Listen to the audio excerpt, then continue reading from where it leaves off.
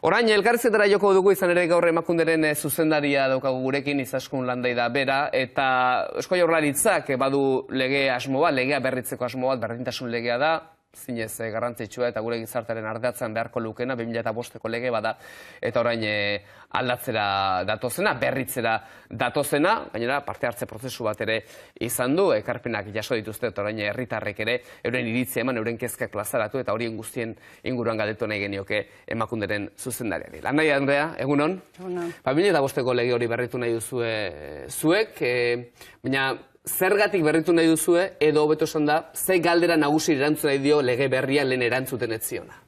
Bueno, esan duzun bezala, 2005 urteko lege bat da, aitzindaria izan zen, baina, ia 15 urte pasatu dira, gure gizartearen egoera aldatuta, eta, beste araudi batzuei ere, erantzun egokia eman behar jako, egokitu behar da beste araudi batzuetara, adibidez Istanbuleko hitzarmenera, ez?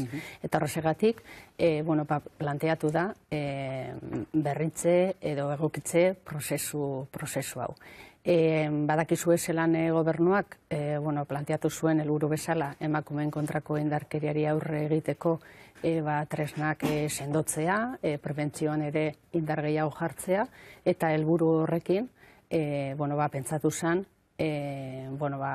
egokina izango zala legea bera, ja dugun legea bera, indartzea. Segatik, 2005 urtean jada, aurre ikusita zegoelako, bertan kapitulo berezi bat egotea, 7. emakumeen kontrako indarkeriari erantzuna emateko, ordun eta orain ere uste dugulako lotura aportu ezina dagoela berdintasun eza eta emakumeen kontrako indarkeriaren artean. Eta hori dio Istanbuleko protokolo horrek? Hori da. Eta helburu hori kontuan izan da, esan duzun bezala, hasierako diagnosi bat egin zen, hasierako diagnosi hori egiteko prozesu parte hartzaile bat martxan jarri zen, 3 lurraldetan egin dira batzarrak, ekarpenak jaso ditugu, eta ekarpen horien arabera, lehenengo zirriborroa aurkeztu zen Emakundeko zuzendaritza kontseiluan, eta gero gobernu kontseiluak onartu zuen, eta, orain esan bezala, pasadan ostiralean bukatu zen epea, herritarrek ekarpenak egiteko, eta ekarpen horiek, gure helburua da ekarpen horiek txertatzea lehenengo zirriborroan, eta horrekin bigarren zirriborro bat lortzea. Eta lehenengo zirriborroa etorrita, zein gizarte eragilek egin zituzten hor ekarpenak, orain herritarrei buruz ari gara, euren parte hartzea kontuan hartuko duzula, baina lehenengo nortzuk hartu zuten parte? Denetarik egon zen, aurkezpen zabalak izan ziren, berdintasun teknikariak, emakume elkarteak, mugimendu feministako ordezkariak, hainbat arlo desberdinetan lan egiten duten profesionalek, emakumeen kontrako indarkeriari aurre egiteko, indarkeria jasan duten emakumeen elkarteak baita ere, guzti horien ekarpenekin egin zen lehenengo zirriborroa, eta esan behar da... Eta hauen ekarpen nagusia, kritikoa da, genero ikuspegia ez dagoela behar beste txertatuta, zer diote eragile hauek? Batez ere, esan dezakegu, planteatutako proposamenak bat datozela, adibidez guk egindako analiziarekin, edo adibidez badakizue zelan nazioarteko hainbat agentziekin egon gara lan bat egiten, emakumeen kontrako indarkeriari erantzuna emateko, kalitatezko estandarrak neurtzen, eta hor gertu ziren adibidez koordinazioa indartu behar dela, formakuntza beharrezkoa dela, eta horrelako gauza edo erronkak identifikatuta dira eta horietan indarra jarri dira, ezta? Adibidez, emakumeen kontrako indarkeri mota guztiei erantzuna eman behar zaiela, emakumeen erreparazioan adibidez lan egin behar dugu, ez? 2005 urtean onartu zen lege horretan, adibidez, emakumeen erreparazioari buruz esan ez erraipatzen, hau gauza berri bat da, hori txertatu nahi dugu lege berrian, ez? Ikusi dugu, naiz eta alde batetik edo bestetik heldu ekarpena edo nahiko koinzidenteak direla aurreko analiziarekin, eta ia danok bat gatozela esandakoa formakuntzan indarra jarri behar dela, koordinazioan, emakumeen kontrako indarkeri guztiei erantzun egokia eman behar zaiela, emakumeen alduntzea jarri behar dela erdigunean, aurre egiteko, indarkeriari aurre egiteko bide desberdinak daudela, ez bakarrik denuntziarena, baizik eta kontuan izan da emakumeen egoera zein den, bilbide desberdinak agian hartu behar dira, erantzun egoki bat emateko. Orduan, guzti hori buruz, hausnarketa sakon bat egin dugu, eta esan bezala, pasadan ostiralean epea bukatu zen, orain aztertzen ari gara, jasotako ekarpen berri hauek. Eta herritarren txanda honetan, ze ekarpen egin dituzte herritarrek? Bat datoz, batez ere egindakoarekin, ez da? Formakuntzan, sakondu behar da, koordinazioan, adibidez, modifikazio honek aukera eman digu ez bakarrik emakumeen kontrako indarkeriari erantzun egokiago bat emateko arlo hori indartzeko, baizik eta berdintasuna bera eta legean berdintasunaren inguruan dauden hainbat esparru, ez? Adibidez, hor zaintza lanetan ere indarra jarri da, edo lan arloan ere baldaketa batzuk proposatu dira, berdintasun planak egiterakoan, eta abar. Orduan, aukera bat izan da, berdintasuna eta emakumeen kontrako indarkeriari erantzun egoki bat emateko, hausnarketa sakon bat eginda, hori indartzeko, eta guk espero duguna, edo nahi duguna da, herri itun handi bat izatea, berdintasunaren alde eta emakumeen kontrako indarkeriaren aurka, ez da? Eta ekarpen horiek orain zebilbide izango dute, zuek zirriborra egiten duzue, baina zen horretan hartzen dira kontuan, eragileen zein herritar soilen esango dugu iritzi horiek. Gure asmoa da, banan-banan erantzuna ematea jasotako ekarpen guztiei. Beraz, hausnarketa bat egingo dugu, orain esan bezala, jaso ditugu ekarpen guztiak, eta batzuk txertatuko dira legean, beste batzuk agian martxan jarriko direzen gero garapen erreglamentarioetan, edo adibidez dakizuen bezala instituzioen arteko akordio bat dago, emakumeen kontrako indarkeriari erantzun egokia emateko, eta hor protokolo batzuk martxan jartzen dira, horiek ere eguneratzeko asmoa dugu, eta esan bezala, identifikatutako erronka batzuk protokolo horietan joango dira, beste batzuk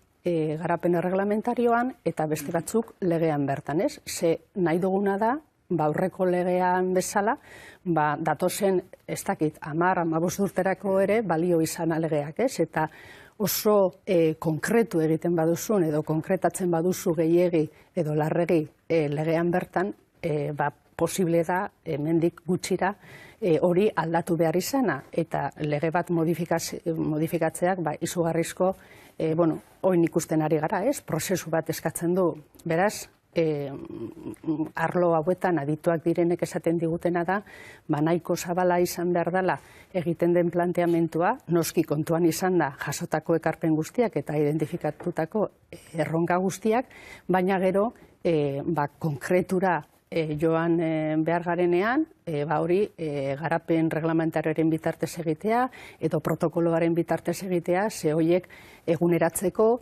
errealitate berrietara egokitzeko, errazago. Kontetzen ari zara, aho batekotasun bat badagoela prozesu honetan, guztiak eren nahikoa bat etorrezaretera eragile desberdinak zirriborra hauek egiterak orduan, baina behin parlamentura iristen denean eta alderdi politikoek ere gai honi eusten diotenean, heltzen diotenean, aho batekotasun horri eutxiko zaila pentsatzen duzu? Nik uste dut gai honek edo gai honen inguruan nahiko adostasuna dagoela. Edo zein kasutan, naiz eta prozesu parte hartzaile hau egin, eta saiatu legebiltzarrera helduko den zirriborro horretan, aurretik ja hainbat ekarpen txertatuta egon, noski, gero legebiltzarrera doa, eta prozesua martxan jarriko da. Eta hor, alderdiek esango dute, esan behar dutena, eta hor egin beharreko prozesua egingo da. Baina guk nahi izan duguna, izan da, emakundetik sortu edo proposatu beharrean gure ikuspuntutik egokiena den zirriborro bat, baina lehengo zirriborro horretan ja ekarpenak txertatu eta orain ekarpenak egiteko fase honetan ere horrela izan da. Eta gehien baloratu dana da araudi bakar batean txertatzea berdintasun eza desberdinak eta emakumeen kontrako indarkeria bien artean lotura bat dagoelako eta berdintasunean oinarritutako gizarte bat lortzen badugu, emakumeen kontrako indarkeriarik gabeko gizarte bat lortuko dugula, eta hori da herritarrei luzatu behar diegun mesua. Antzunari galdetzen dizun zen ere bi ardatz horiek lege baten barruan biak batera egoteak eta egungo testuinguru politikoan ere, ez dut esango Gasteizko Legebiltzarrean ala denik, baina zabalago behiratzen badu testuinguru politikoa gaiztotuta dator gai hauen inguruan, eta alditu nahi nizuke aurrera egindako pauso batzuk atzera egiteko beldur edo mehatxu edo kezkarik baute den emakunde. Bueno, nik uste dut edo pentsatu gure dut gure herrian ibilbide bat egin dugula, eta pausu sendoak eman direla berdintasunaren alde. Horrek ez du esan nahi oraindik ibilbide luze bat dugula egiteko, ez? Datuak hori adierazten dute. Edozein kasutan, hori ere kontuan izan behar da, ez da? Badakigu zeintzuk direzen alderdi batzuetako proposamenak, zalantzan jartzen ari dira feminismoaren ekarpenak, berdintasunaren ekarpenak, gure artean uste dut nahasmena dala sortu nahi dutena, naiz eta estatistikak eta datuak horregon euren jarrera izaten da hori ez onartzea. Orduan, nik uste dut adi ibili behar garela, nik pentsatu gure dut gizarte heldu bat dugula, behintzat berdintasunerako legearen ebaluazioak egin direnean hori adierazten dute ebaluazio horiek, gure gizartea gero eta sensibilizatuago dagoela, beraz, eta horrek ere exigenteagoak izatea ekarri du, eta instituzionaldetik erantzun egokiak eman behar ditugu, eta nik uste dut bide horretatik jarraituko dugula, baina edozein kasutan atzera egiteko arriskua beti dago horrezta. Eta, feminismoaren historia kontuan hartzen badugu, hori horrela dela frogatu dezakegu, ez? Aurrera pausoak edo feminismotik, edo berdintasunaren arlotik aurrera pausoak egon direnean, agertu dira beti kontrako jarrerak, eta oin, agerian jartzen ari dira, nazioarte mailan, Europan, Irautza guztiek kontra irautza da kartzen azkenen, ez da? Hori da. Gaur gainean egun seinalatu da emakunderentzat, emakunde saria emango delako urtero egiten den bezalaxe, eta urten berdintasunaren alde, emakume eta gizonen berdintasunaren alde lan egin duten bi erakunde, bi unibertsitateko master edo ikasketa sarituko dituzue, konta diguzu, bat Euskal Herriko Unibertsitatekoa eta beste Deustuko Unibertsitatekoa. Bai, alde batetik Euskal Herriko Unibertsitateko emakume eta gizonen arteko berdintasunaren masterra sarituko dugu, eta beste alde batetik Deustuko Unibertsitateko emakumeen kontrako indarkeriari aurre egiteko eskuartzeko masterrari, ez? Eta batez ere saritu nahi izan duguna da berdintasunaren arloko formakuntza espezializatua. Urria da gurean, berdintasunaren inguruko formakuntza espezializatua, behar baino gutxiago daukagu? Bueno, nik esango nuke masterrei esker badagoela sare bat, arlo desberdinetan lanean ari dela berdintasuna euren eguneroko lanean praktikan jartzen eta txertatzen, ez? Edozein kasutan uste dut beharrezkoa dela berdintasuna, ez da? Aurrera egiteko gainera, berdintasunak uste dut berrikuntzarako aukera ezin hobea ematen digula, ez? Eta aurrean ditugun erronka berriei erantzun egokiago bat emateko ere aukera ezin hobea. Baina horretarako esan bezala espezializazioa, formakuntza beharrezkoa da. Beti esaten dugu borondatea beharrezkoa dela aurrera egiteko, implikazioa, konpromisoa, baina formakuntza eta espezializazioa berdintasunean funtsezkoa da. naiz eta borondate handia egon, ezin dira, ez dakit, eraikuntzak egin, borondatearekin bakarrik, edo gaixotasun bat osatu, ez? Horretarako adituak behar dira, eta esan bezala ezagutza espezializatua. Honetan ere, hori horrela da, eta hori da batez ere gaur saritu nahi izan dugun. Alde batetik, unibertsitatetik egindako esfortzua, hor atzean egon diren irakasle eta masterren arduradunen esfortzua, baina bereziki ere ikasleena. Ikasleek hautatu dute formakuntza hau, eta orain, egunero, bakoitza bere arloan, praktikan jartzen ari dira, eta guztiak batera, sare handi bat sortu dute, gure herrian berdintasunaren alde aurrera egiteko, eta hori da. Pentsatzen dut hori izango dela balio nagusia, ez horre adituak sortzen dira, baina ez unibertsitate giroko eta master baten giroan aplikatzeko berdintasun printzipioak, baizik eta ondoren gizartean ondo txertatzeko, norbere esparrua dela ere, ez horre garatzeko. Hori da, aditu horiek edo master horiek egin dituztenak, arlo desberdinetan daude, edo edabideetan, edo administrazio publikotan arlo desberdinetan, edo emakumeen kontrako indarkeriari aurre egiteko edo esku hartze arlo horietan, hori da behar duguna, ez?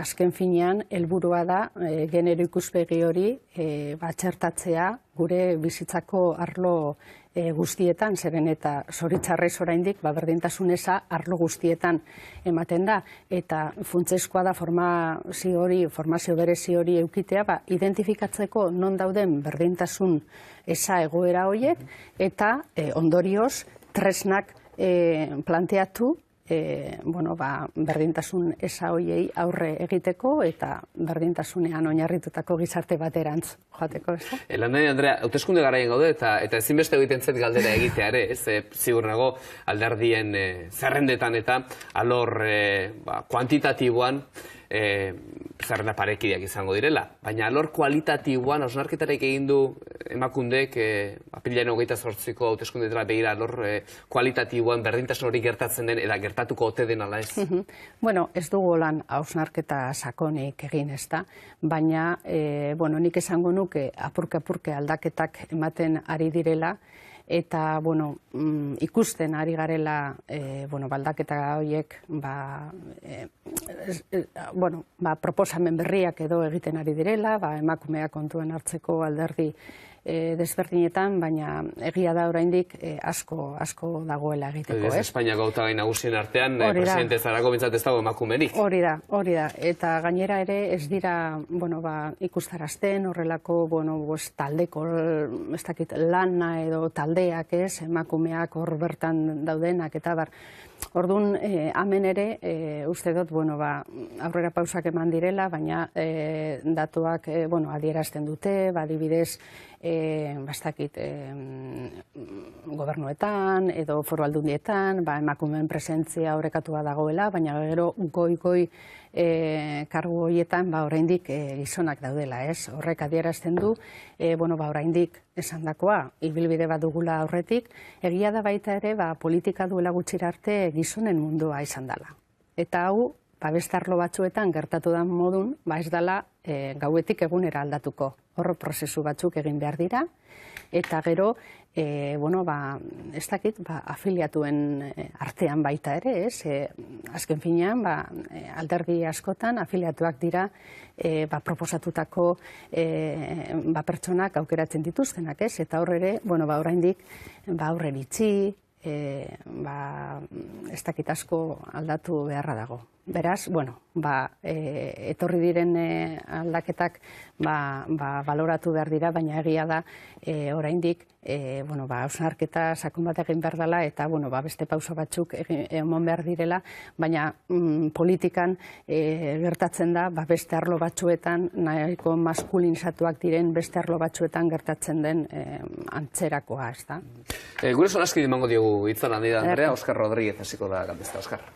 Egunon, Andrea, bi galdera neuzkan zuretzako. Enpresa txiki eta ertainetako estrategia eta eskunde lanak egiten ditu nire enpresak, eta horretarako enpresen erabakitzaileak direnekin biltzen gera, ezta? Azkenengo 100 bilerak, 100 bileretik 3 bakarrik emakumeekin izan dira. Beste 97 gizonekin.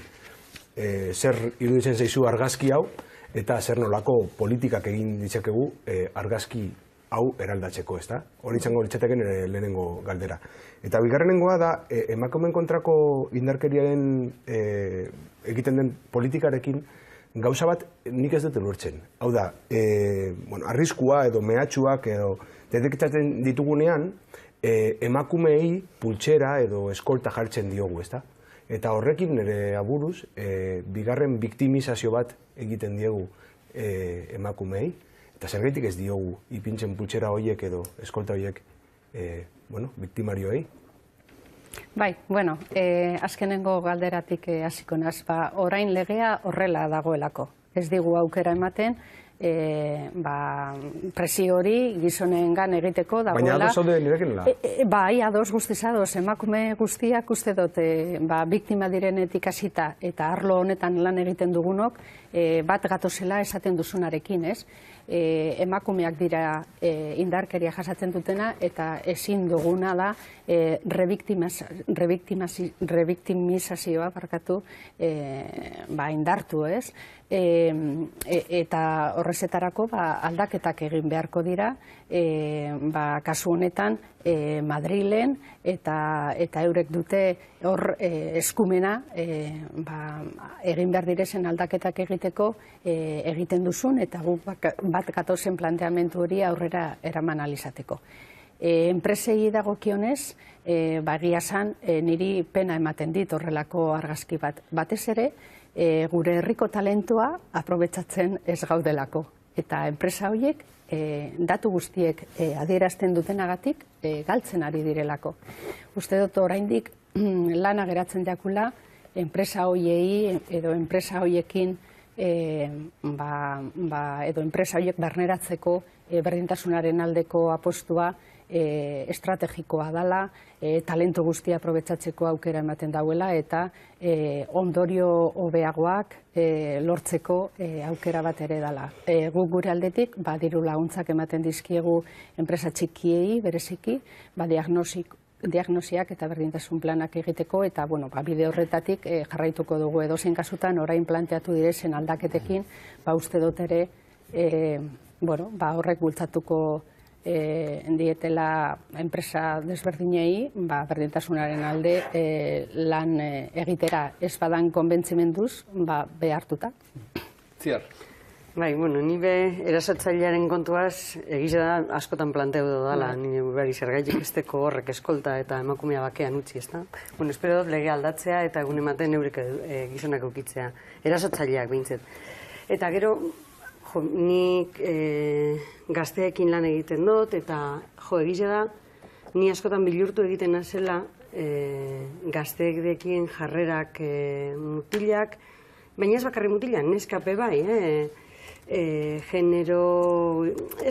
euren arteko harremanekin, ez da, kontrola, zelan bate besteari, bati bat mutilek neskari, ez da, mobilen bidez, eta asko keskatzen nau, ikusten dut, batzutan pausuk atzerantzan mondo guzela, ez da, alde horretatik. Eta geroin hauteskunde kanpaina dala, eta hori, nik askotan entzuten da telebistan esaten gizonezko gaina botza hundiarekin, ez da. Hori, genero ideologia hori. Behintzet bialdu itzezue folletotxo bat jakiteko zer dan hori. Nik uste dut ez dakizela zer dan genero ideologia hor, ez dakidea bat da, ez da. Ez dakit ez da ben nazten feminismoa eta embrismoa eta alako gauzak, baina zer egin horren aurrean, ni badakit azkenean berdintasun heltzeko batek orain daukan boterea galdu egin behar duela, eta hori beti da zaila, ez da?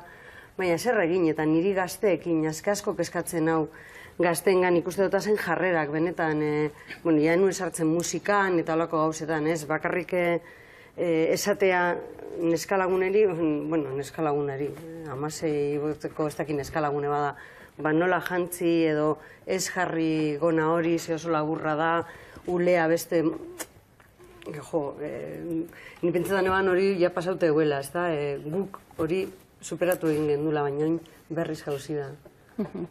Bueno, horren harina aipatuko nuke beldurbarik programa, gazten artean indarkeria sexista prebenitzeko martxan dagoena. Eta programa horri esker, identifikatu da ditugu hainbat gazte, neska da mutil, zorionez euren inguruko aldaketarako eragile bihurtzen ari direnak. Nik nuke, orokorrean, multzo berean sartu gazte, ez nituzke gazte guztiak sartuko, ez? Baina egia da, zuk aipatzen duzuna, ez? Badaudela hor, larriak direzen hainbat jarrera, kontrolak, eta horiek ekiditeko, uste dut ere, gizarte honetan, heldu garenok hausnarketa sakon bat egin behar dugula. Zemotatako mezuak luzatzen ari garen gure gaztei, azken finean eurek eraikitzen ari dira, eta askotan, inguruan gaudenok, nahi gabe, luzatzen ari gara hainbat mezu, berdintasunaren aldekoak ez direnak, eta gero kontuan hartu behar dugu, ze garaian bizitzen ari garen, mugikorraren bitartez, 24 orduro jasotzen ari dira hainbat mezu, askotan ez direnak berdintasunaren aldekoak, eta horrezegatik funtseskoa da gaztei tresnak eskaintzea, bereizteko zer dan berdintasuna zerrez, eta horren aurrean planto egin alizateko, ez? Eta eurek jarrera aktibo bat hartu dezaten berdintasunaren alde hori bultzateko. Iñaki, errematea. Egunon, Iñaki.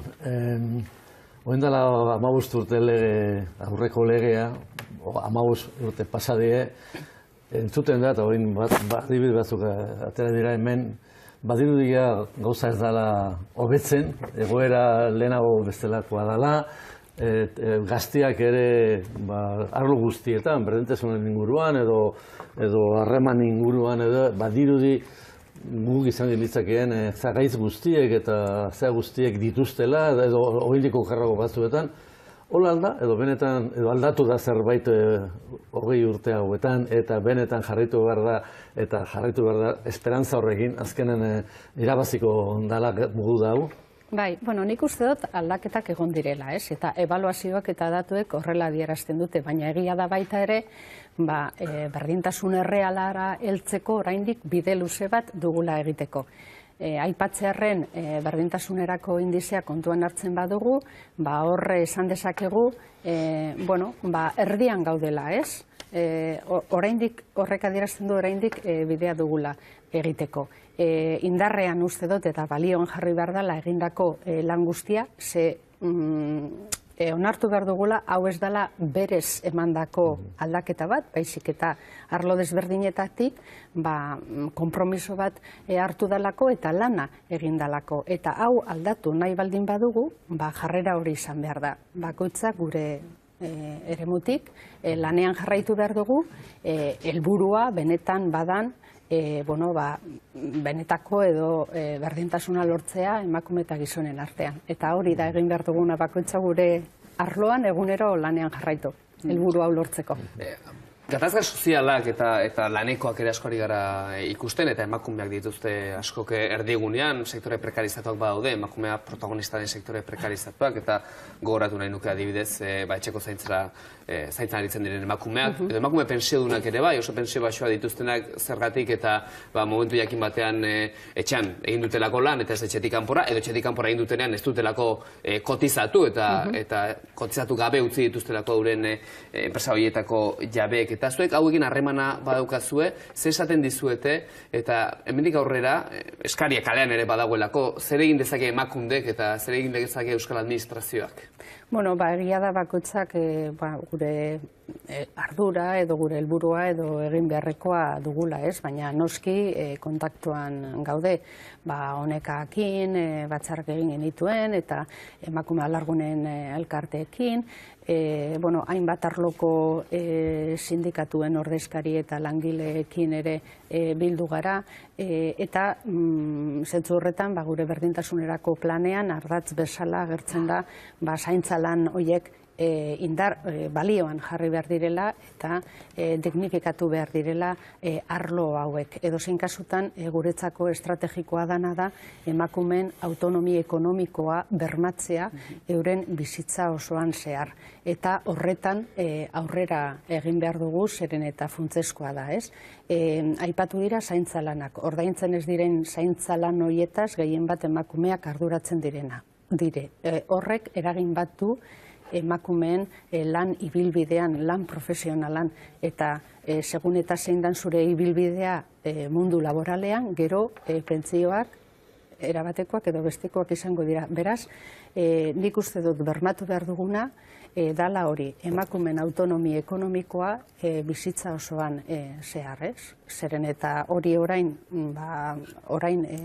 arrakala dagoela, datuak adierazten dute, eta horrezetarako ere gobernu aldetik ere estrategia bat planteatu da, ekintza konkretuekin, eta horretan gabiltza lanean, kontuan izan da, hau talde lana izan behar dela, ez da, eta arlo desberdinak, edo arlo desberdinetatik, erantzunak edo lana egin behar izango dugula, aurrean dugun erronka honi, ez dakit erantzun egokiena emateko, ez? Ez da lan nahi da emakunderen zuzendaria, gaur esan dugu, egun seinalatu dela emakunderentzat, emakunde sariak ematen direlako, zorionak, gure partetik saritu eta eskerrik asko beste behin ere Euskal Telebistara etortzeatik. Nahi duzun arte. Edertu zuen.